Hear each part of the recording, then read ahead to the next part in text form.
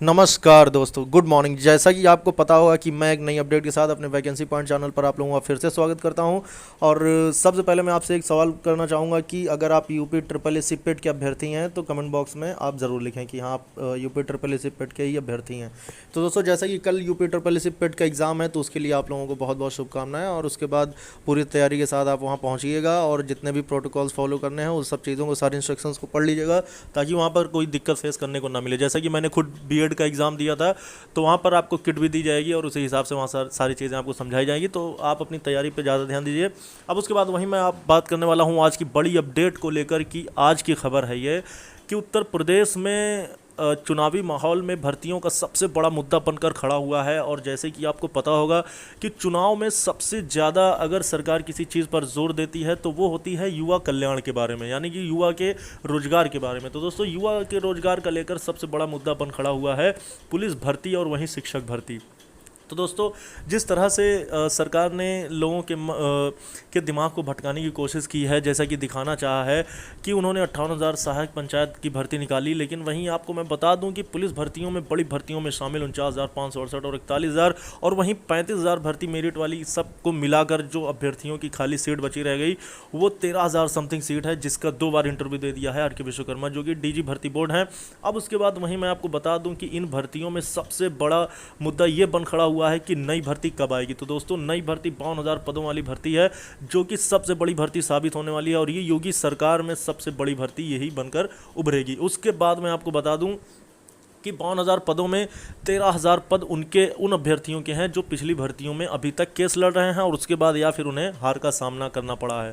तो ऐसे में उन्हें एक झटका और देते हुए ये बयान दिया गया कि, वहीं मैं बता दूं अखिलेश यादव का एक बयान कि शिक्षक भर्ती पर योगी सरकार बहुत ही ज़्यादा विनम्र है, और वहीं पुलिस भर्तियों के साथ हो रहा अन्याय के लिए कोई भी यानी कि योगी सरकार यानी राज्य सरकार कुछ सोच विचार करने पर कोई भी बातचीत करने को तैयार नहीं। वहीं मैं आपको बता दूं कि पिछले कुछ संवादों से ये पता चला था कि केशव प्रसाद मौर्य जी से मुलाकात होने के बाद उन्होंने आश्वासन तो दिया था, लेकिन उसके बाद मिली कोर्ट से हार के बाद किसी ने ऐसे कदम नहीं उठाए हैं फाइनली, नहीं तो इस पर कुछ हल निकलता। जबकि हम लोग खुद वहाँ पर मौजूद थे जब केशव प्रसाद मौर्य जी से बातचीत हुई थी, तो उसमें 2 अभ्यर्थियों को ही जाने की परमिशन थी, जबकि यहाँ जनता दरबार पहले लगा करता था। लेकिन अभी फाइनली सिर्फ मंडे को ही मिलने के मौके दिए गए थे। तो यहाँ पर मौजूद कई अभ्यर्थी जो कि जेल वार्डर और फायरमैन के अभ्यर्थी थे, तो उन लोगों ने वहाँ पर पहुँच अपनी बात को रखा था।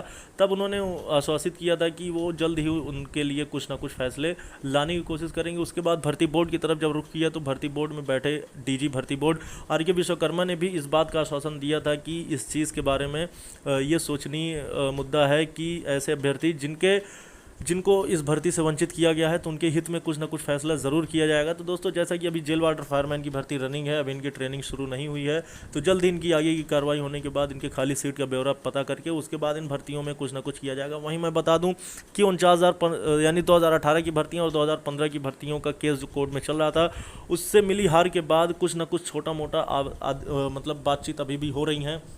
लेकिन इस पर अभ्यर्थियों के शांत बैठ जाने के बाद इस भर्ती को ख़त्म कर दिया जाएगा, यानी कि इन भर्तियों को दबा दिया जाएगा और इसके बाद इनके मुद्दे को उठाया ही नहीं जाएगा।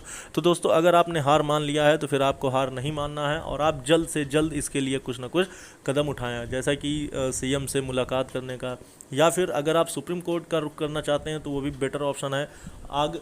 लेकिन यही वो वक्त है जब आप इसमें कामयाबी हासिल कर सकते हैं। तो दोस्तों, मैं आपको सिर्फ राय दे सकता हूं, कदम आपको खुद उठाने पड़ेंगे। अब उसके बाद वहीं बात कर लेते हैं कि शिक्षक भर्ती में लगातार योगी सरकार ने अच्छे ही फैसले लिए हैं, तो उसी तरह उम्मीद हमें है कि जल्द ही योगी सरकार यूपी पुलिस की भर्तियों में हो रहे खाली सीट, बचे हुए सीटों का पर भी वो जल्द से जल्द फैसला लेगी। तो दोस्तों, तो ये जो 52,000 भर्ती आने जा रही है, अगर ये 52,000 भर्ती आ गई तो इसमें खाली सीटों को कैरी फॉरवर्ड कर दिया जाएगा। तो दोस्तों, इससे पहले हमें करना होगा कुछ और उसके बाद हमें इंतज़ार करना होगा। फाइनली ये चीज़ रहा कि अगर 52,000 वाली पद वाली भर्ती आ गई तो फिर इस चीज़ से हम वंचित हो जाएंगे और ये चीज़ फिर कोर्ट के हित में हो जाएगा, और उसके बाद फिर वही ऐलान होगा कि हम लेट में अप्लाई किए थे। तो दोस्तों, 52,000 भर्ती आने से पहले ही हमें करना होगा कुछ, ताकि इनमें से जो 52,000 पदों में से 13,000 सीट है वो पहले ही भरी जाए। तो दोस्तों, इस वीडियो में और इस वीडियो के माध्यम से आपको मैं यही अपडेट देना चाहता था। फिर मिलेंगे। जय हिंद, जय भारत।